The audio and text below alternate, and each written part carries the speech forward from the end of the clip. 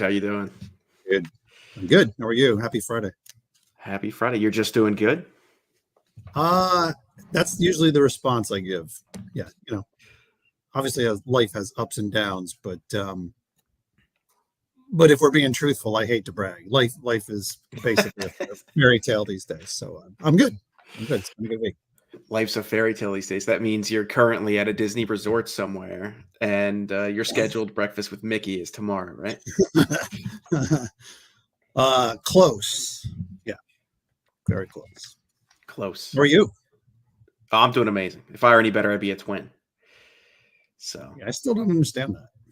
I know you used that on me before, but I'm not started smart enough to understand that. Not smart enough. It started much like a conversation like this, where I asked somebody, they asked me, "How are you doing?" I said, "Good," and that was it. And I asked the other guy I was talking to, "How are you doing?" And he said, "If I were any better, I was a twin." And this was an older gentleman, so I was like, "I don't know what that means. I'm a triplet, though. That's interesting. Tell me more about what does that mean?" And his statement was essentially, "I'm doing so well. I have so much happiness and success that I need two people to contain it all." Oh, I get it. And I was like, I don't think that's the explanation you gave me before. Well, for me, the explanation I give is, if I were any better, I'm a twin, but I'm really a triplet. So you tell me, so did one of my brothers die and am I happy about that?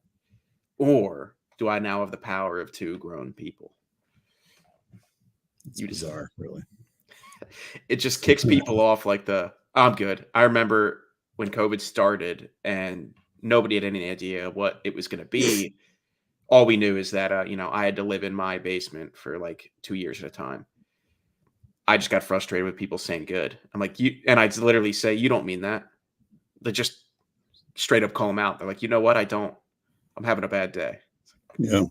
Okay, let's talk about it. You're probably too young to remember George Carlin, but really one of the, just most like MVP, Hall of Fame comedians of our time. And he used to have this whole bit. He would say, "How are you doing?" I say, "I'm fine." It's like, "You're not fine. Hair is fine." So, and then there was a whole thing. So I'm not doing it any justice, but I'm upset you think I wouldn't know who George Carlin is. Oh, well, good for you. I love comedy. My favorite two comedians, we're not even talking about cybersecurity right now, but my favorite two comedians are Theo Von, because I think he's hilariously awkward, and Shane Gillis, because his impersonations are on point. Gotcha. Not much of a big comedian dude, but when I see them, they're funny. That's awesome. Yeah. What's on your mind if we were to bring this back to cybersecurity? What's on your mind today? Well, I mean, I think there's always great stuff to talk about. I think one thing I'm curious about is everyone's seen this headline about the law firm suing their MSP for some accountability in a ransomware issue. And the story is actually less interesting to me than why. I don't have a lot of the details of like what actually happened, and maybe we never will, but what makes this story so much different that it's getting publicity, from the other, I don't know, I'll take a guess, 5 dozen firings and lawsuits against MSPs that happen on a regular basis. It's interesting, like what the industry gravitates towards and what people think is newsworthy when you see something similar on a regular basis. It's like a car accident that shows up as a headline. You know what I mean? Yeah, one that didn't even involve a death at this point. So I wonder, like, what's going on there that makes it special? Something that we don't know about, maybe. I don't know. A lot of partners that I talk to are real worried about risk that they're exposed to, specifically with cyber insurance policies, because some of them will sign off that, "Yep, you're doing all this. Thumbs up, you're good, Mr. or Mrs." The carrier or the broker will say that? No, the MSP, when the client brings the policy and says, "I've signed this, are we good?" They're like, yeah, you do everything. Okay. So more legal and contractual than insurance, or the insurance implications from not reading the contract? It's a little bit of both. So the client doesn't really understand what they've signed, and then the MSP reads it and they don't really understand what their client signed. So they try to put the concerns of the client to bed, but in reality, there's a whole lot of risk that's assumed because they're not doing I'm just going to throw out a random number, half of the things in Yeah. our policy consistently enough to consider to be in compliant. So what happens is if the client does get a breach and the payout doesn't come as a result of the thing that the client thought they were doing, who gets blamed? It's not the client. Like the client's Yeah. going to look at the MSP and say, well, you told me we were good. Even if there is no contract in place, verbal agreement or conversation, the client's going to try to start some kind of legal battle because they have no other option at that point because the insurance payment's not going to be there. Yeah. It's a tough spot because there's really a shared accountability. And, you see both parties falling down on a pretty regular basis. Like MSPs, as much as they want to be and are probably progressing towards being better at cyber technology, in my experience, really aren't there. I'm not going to get on a soapbox about the other stuff, but these small businesses also, I think, they're becoming increasingly educated and aware of the importance of it, how to do it, who to work with. But I'll tell you, it's still a small percentage that are evolving in that way. I think a lot of, we have customers who they really don't want to be involved in the process. They're like, don't call me unless, something's on fire. And, our job at that point is to educate and say, listen, this is a partnership. And these customers, I'm thinking of one in particular, that they have an MSP who they kind of treat the same way, which is just they keep both of us at arm's length, or they really don't get involved to a point. And ultimately, the customer really can't outsource accountability. You know what I mean? So whether the MSP is doing a great job or a horrible job, or anyone else is doing a great job or a horrible job, the customer really needs to. I say needs to. They don't need to. It's their decision.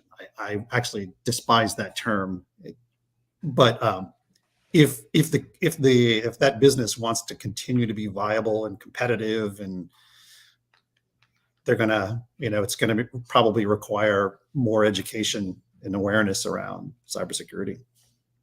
I've started to make the statement that cyber attacks are at Main Street America, not in the sense that they're being attacked, although that's true, but in the sense that they're now accessible. The news is making, and online news, like even Twitter. I actually Googled cybersecurity news today, and the first thing is a healthcare company that I know of here in Delaware that's down as a result of a cyber attack. So It's like more small business owners, when they hear the word cybersecurity, it's not completely unknown to them. It's like, oh, that was that. Like, I heard something about the enable. I don't even know if enable got breached recently, or that's actually a legal word. Whatever. They know about these things now.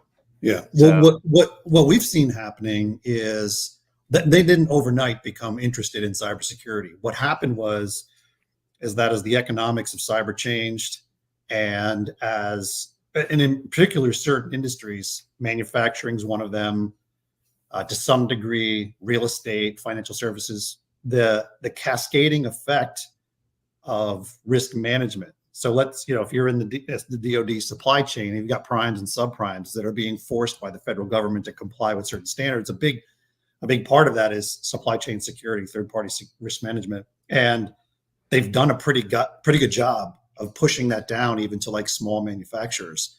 And so these small businesses now, it's cybersecurity that is keeping them from bidding on that next RFP. It's cybersecurity that's keeping them from getting insurance. It's cybersecurity that's keeping them from keeping their best customer, because they're getting questionnaires now that they can't really respond to, and a whole host of other things. They understand that selling their products and services, getting insurance, keeping their best customer, they really understand that. And when they hear that it's cybersecurity that's the hurdle, now all of a sudden they're like, okay, we got to deal with this cybersecurity thing. And I wouldn't say over the last 4 years, we've not really seen small businesses become more interested in it, but they are, I would say, investing more in making it go away. They still don't want to deal with it. And no one, it's like, It's like sit-ups. No, I mean, no one, everyone wants to be in shape, but no one wants to do sit-ups. That's just genetics. That's human nature. Yeah. And I get it. And so, but what we're seeing now is that the six-pack is becoming required if you want to survive. So I want to quote you on that and put it on a t-shirt. This six packs are required now. And it's not even going to be about, a six pack of beer or something. That'd be a good joke though. John here says that actual healthcare incident I talked about referenced 3 of his clients. That's wild that if they wanted to transfer to a different company that's still up and running, they can't because cyber insurance isn't going to cover it. Yeah, we have. So the United Health issue, healthcare is probably our first or second biggest market segment. Yeah. And early on, we had a couple of customers who were affected on the billing side. So they couldn't clear, claims adjudication and actual credit card payments. And one of them gave us a heads up. It's like, hey, listen, we may not be getting paid. I just want to let you know. So are there things that we can, prepare for? Luckily, there ended up being some relief programs that were pretty effective for them. So they didn't end up having a problem, but it was, everyone's connected now. So everyone is connected. You mentioned real estate agencies as well. And I remember, so my dad worked in a real estate agency, and I remember in college, I visited him at his office, and I was blown away by just having cyber insurance. I was blown away by how little security there was, to the extent of I did the following. I said, hey, Dad, where are the servers in this building for your office? And he goes, are you talking about the things with all the blinky lights on them? It's like, yeah, that's exactly what I'm talking about. He's like, follow me. Walks me down a hallway. Nobody stops either of us. Nobody's doing anything. And there's no security. Like, we didn't even get past security at this point. We're just there in the office building. And he opens up this innocuous looking door, and inside is the actual server room with like everything there. And I was like, do you have mortgage brokers here as well? Like people that are actually processing mortgage payments and working with banks to do all that? He goes, oh yeah, there's actually 3 of them right there in the back. I was like, looking at these servers, I was like, there are hundreds of thousands of dollars of bank transfers here going through this server. And I walked in and I could have access to all this if I wanted right now. If I were, capable and malicious, and I'm neither of the two. Yeah, the whole real estate ecosystem is nothing but small companies, like 50-person companies, who have access to, or on an annual basis, millions, hundreds of millions of dollars. We have a 45-person title agency customer, and I think the processing that they do is like 400 million a year. It's a lot. Yeah, because they're doing a lot of commercial, and they're, for a title agency, they're a little bit bigger, but yeah, so that whole industry is just full of those situations. We love it. FTC safeguards now lump car dealerships in there too, if you're processing the payments and if you're doing any kind of credit great example. Yeah. It's there's 30 people. So we had a fairly well-known dealership that had or an auto group that had a couple of dealerships here locally. And at one point, at 1 year, they moved $1 billion worth of vehicles. Obviously, they didn't keep any of that, or they didn't keep all of it. But you imagine like a 60-person organization, an 80-person organization moving $1 billion? Yeah. Yeah, it's now they got to catch up to the rest of us. Well, some of us. We'll see. Yes, we will. What else is on your mind? I actually just had a really good conversation with Humanize IT about the following. Go ahead. Yeah, I actually, funny enough, I just talked to those guys too. And we agreed on the following. Is like cybersecurity exists to secure convenience. Doesn't exist to get in the way. It's like all of this technology exists because it's in an attempt to make the humans' jobs easier. Whatever jobs you have to do, you use technology to try and do that a little faster, a little better. And security exists to secure that. And so his example was, he could not convince anyone to use a password manager or to they all kept complaining about how often they had to reset your passwords. And he said, I'll make a trade with y'all. If all of you have at least 15-digit passwords and you pass this criteria, right? They're strong passwords. I'll only require you to re-authenticate every 90 days on your own device, or re-MFA every day, like every 90 days. Mm-hmm. And he's like, instantaneously, everyone became an expert at making good passwords. Yeah. Actually, what's most interesting for me and what I like the most is giving people an option. So you can either do a 10-character password and reauth every day, or you can do 15 and reauth every 90 days. You tell me. I love that. It's like when you have kids, do you want peas or carrots? It's like, there is not a choice of, I'd rather have the Cheez-Its or the Goldfish. It's like, oh, sorry, there's only 2 options on the table. Which one do you want? Well, people want control. Yeah. That's just built into your lizard brain. I remember back when, so Facebook had all this privacy flack, and so they went and completely revamped their user settings, and they went from, like, I'll make this up, I don't know the exact numbers, but they went from like 10 options to 100. And studies showed that after they gave people more control, they actually shared more information because they felt like they were in control. But I think the control aspect of it, it makes people happy. You're sort of, it's like dessert. Yeah, I decided this, therefore it must be better. Yeah, it's what a lot of people think. But they feel like they're part of the solution too. So I like that a lot. I'm gonna steal that. You should. A question I ask, I don't think I've ever asked you directly, is should there be a cybersecurity poverty line for an MSP? And I talk about this probably way too much, but it's like, where's this threshold of like clients not willing to invest above and beyond this amount in their own security? Oh, I see. Yep. Yeah. So not a poverty line for the MSP, but for the MSP to apply to their customers. Below this line, I can't take you on. It's that's like antithetical to capitalism and being an American. But I think I think it's a good idea for an MSP to decide for themselves based on, how well they're able to compensate for, small business customers that are not willing to do some basic minimums. So if an MSP is well insured, mature, they're good communicators, they've got, so like compensating backstops on the technology side, if they've done a good job garden walling all of their customers so that, a single global admin doesn't jack everyone. And I think,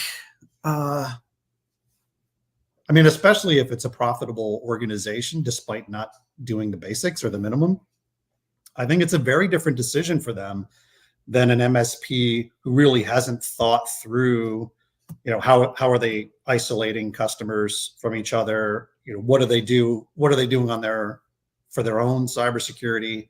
Are they managing risk well? Are they managing aggregate risk well? Are they well insured? Is their team trained on, how to escalate issues and incidents? So I think the concept of having a line makes a lot of sense, but I think it would be different for everyone. Different for every client. Different for every MSP. Every MSP. Okay. So right. The line should be the same for every client. So I'll give you an example. We ended up actually terminating a relationship. It was actually one of our larger customers. I think they were around 600 employees.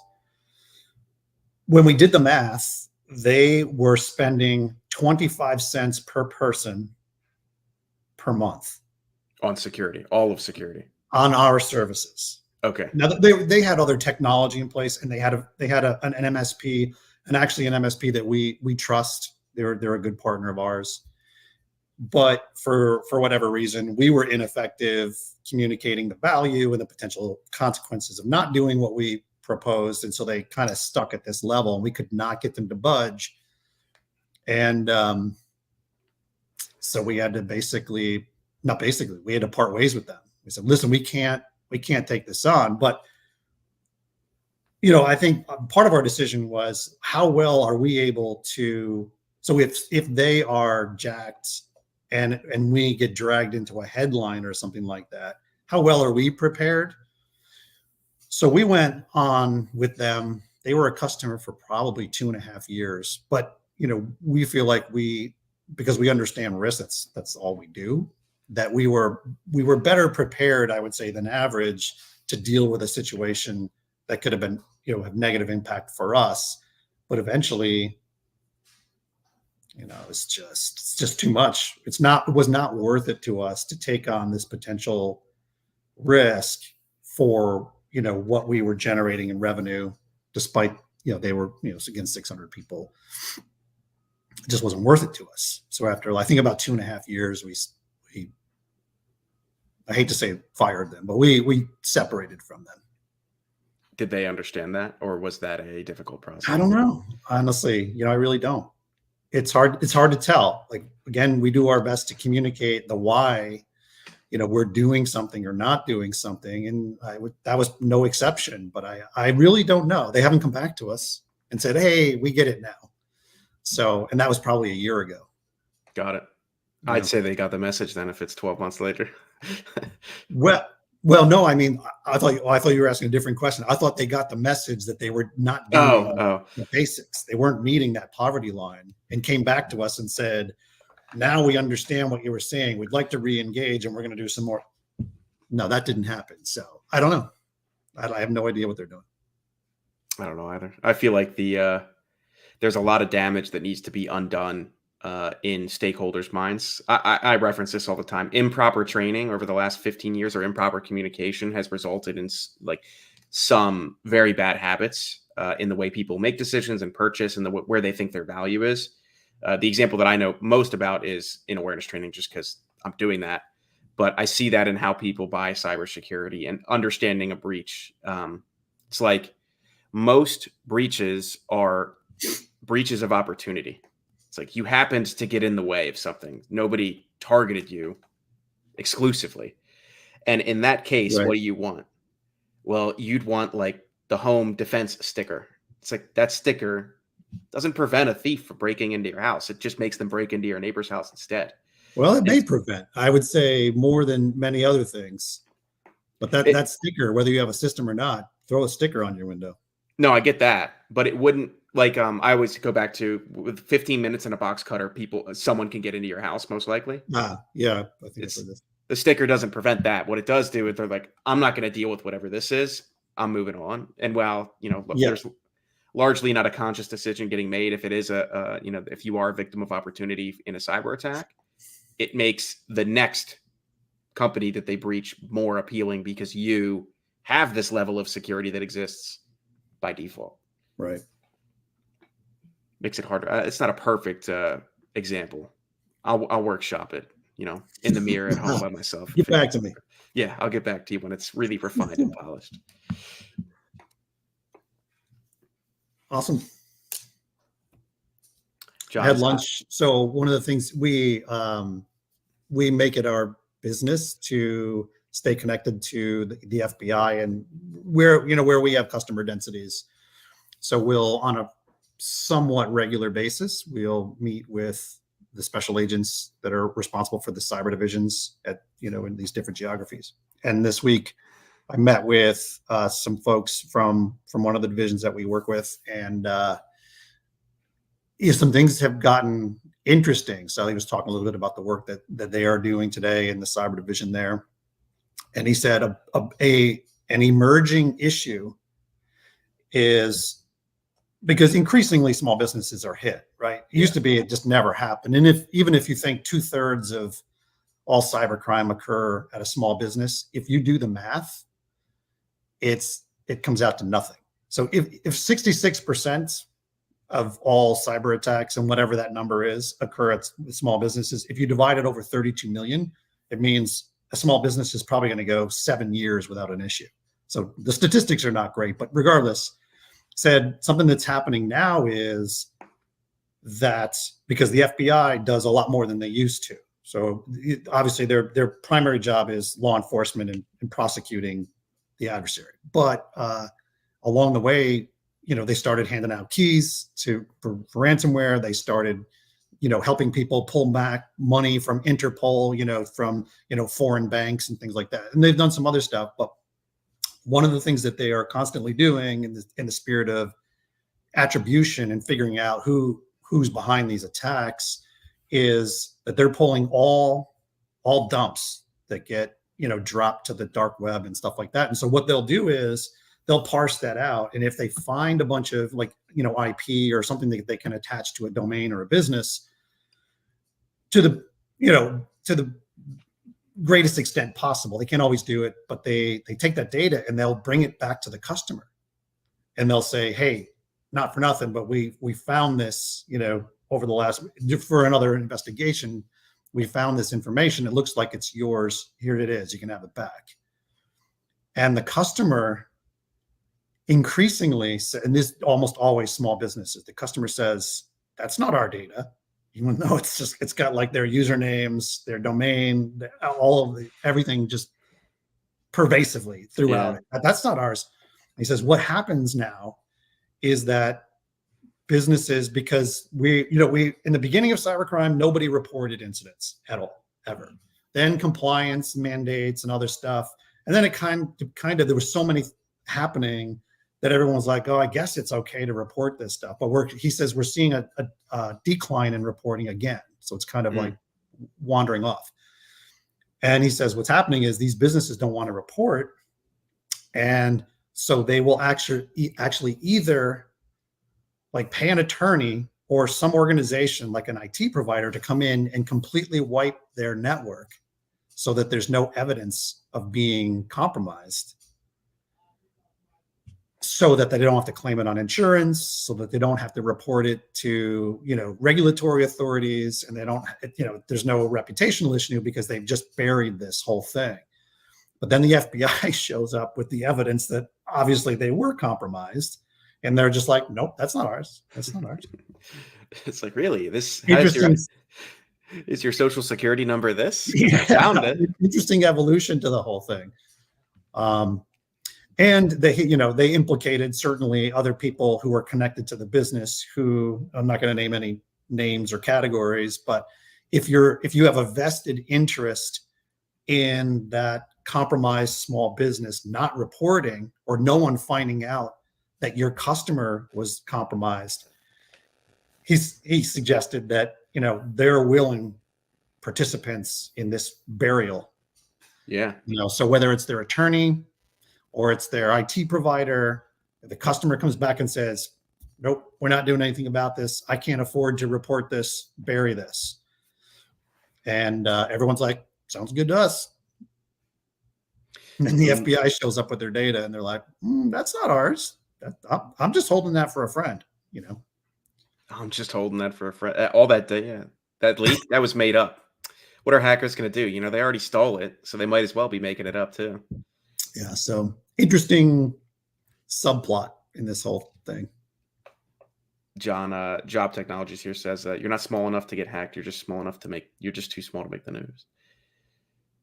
Yep, yeah. I've heard that a lot too. I don't know who made that up, and I've asked several times. If anyone knows who's made that up, I owe them some kind of licensing fee at this point for how many times I've stolen it. Coming back to where we started this conversation, the news is, I think it was Denzel Washington that said, if you read or watch the news, you're misinformed. But if you don't read or watch the news, you're uninformed. So either way, there's no way to win here. But if it bleeds, it leads, the whole situation. So I think obviously small businesses, who cares? Like no one even knows who they are, so it's not a headline. They're really looking for a bigger, juicier fish to fry. It's true. I was actually talking with somebody about what do I think AI is actually going to do, or the prevalence of easy access AI is going to do for social engineering specifically. Yeah. I'm pretty sure Jamie ends this to people who don't know how to use this. Anyway, I was talking to them about what is AI actually going to do in the prevalence of LLMs for social engineering. It's like the primary reason why a lot of breaches start is human makes mistake, and the primary vector that starts in is email, right? So I said there's really two types of social engineering that result in, bad email traffic. The first is just this scattershot blast of like, hey, I'm your long lost 37th uncle twice removed. If you give me $200, I'll give you $2 million. Here's the bank account information. That's largely not going to change, except for now, the grammar's not going to be how you're going to recognize an attack. Then there's this other kind of attack, which is super specialized. So it's like they do research. Maybe they buy information on your company, whether on the dark web or honestly, if you went to Zoom Info and you got a personal subscription and you typed in your information and your company's information, you'd be shocked at how much of that is there and how much of it's accurate. And so they can get all this information. Then they go on LinkedIn and they know every member of your organization on there and their titles in relation to each other and who they're connected with and not connected with, i.e., now they have your org chart. So they have contact information, your organizational chart, and a whole bunch of stolen information on your company. What can they do with that? Well, they can register a domain that looks suspiciously close to a vendor that they know you're likely to use as a result of the company that you work at and the role that you have at that company and the people that report to you. And then they pretend to be that organization or that person. Yeah.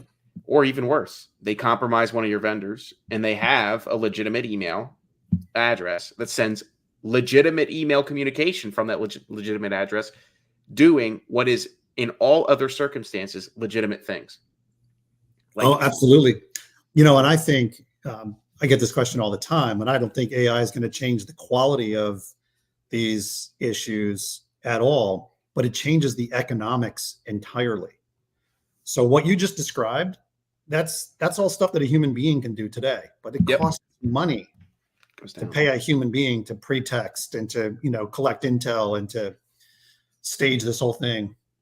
So, I think I agree. I mean, again, the quality is exactly the same, but it can happen faster and cheaper. Yeah. With AI. So yeah, we'll see what happens. I think a lot of security professionals forget, and this is what I bring up to them. They're like, oh, AI is going to revolutionize the way we protect businesses. It's like, yeah, it will. You know what it's also going to revolutionize? The way people attack your business. It cuts both ways. Yeah, the problem is that offense and defense are still asymmetrical. Yeah. So even if AI helps, it's going to help us less.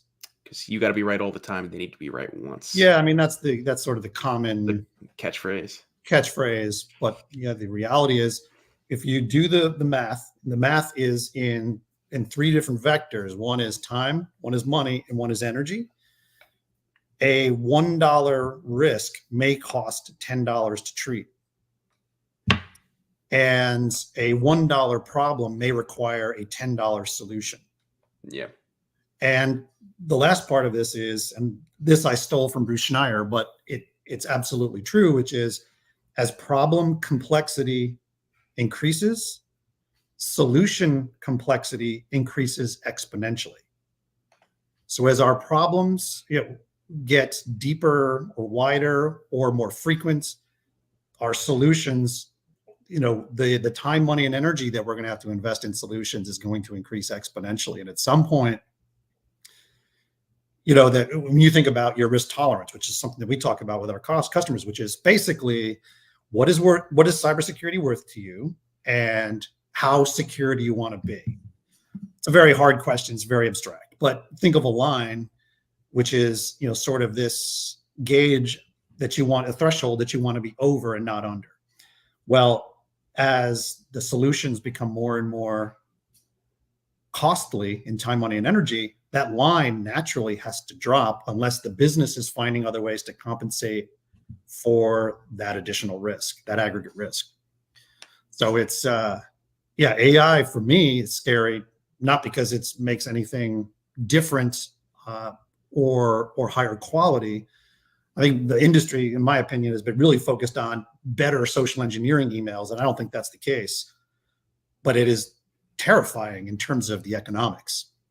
It's like if you want something done, you can have it cheap, you can have it fast, or you can have it high quality. Choose two. Yeah, and Elon just recently said that, and I think it makes sense that in the future, there will be very few things that a robot can't do better and faster. True. And yeah, let's hope someone's working on it on our side. Countering this economic offset, this disadvantage, because it's already difficult. And if it gets any more expensive, you wonder what kind of outcomes that produces. But less businesses being owned by less people and providing less outcomes in their communities. Probably. I'll think on that. Yeah. Awesome. Well, we should probably end on that. Well, happy St. Patrick's Day. Is it 3/15 is St. Patrick's Day? No, I think tomorrow is. Tomorrow. Well, what do I know? Oh, maybe it's Sunday. Sunday. Hold on. Let me look at my calendar. What's today? Today's Friday. Today's the 15th. Yeah. Happy post Pi Day. Post Pi Day, right? Pi Day was yesterday. 3.14. Dude, I love dessert. Pi Day is every day. Pi Day is every day. The sweet tooth. So Amanda, who's here, didn't know that I knew pi to the very long number of digits. I think I saw that nerdy video, man. What's up with you? She just pulled out the camera, started recording. And I was like, all right, I don't care. It's like, I got bored in Sunday school one time, and the math teacher in that class had put pi all around. So I was like, this is way more interesting than whatever they're trying to teach me here. So I just started memorizing digits of pi. I got it to 24 before we changed classrooms. So there we go. Awesome. Well, thanks for joining, Reg. Thanks for everyone who participated in the chat. It was a blast. Thanks for listening to us ramble on our soapboxes. We'll step off for a few minutes so you all can collect yourselves. But thanks so much. Thanks, man. We'll see you. Have a good weekend. See y'all next time. Bye-bye.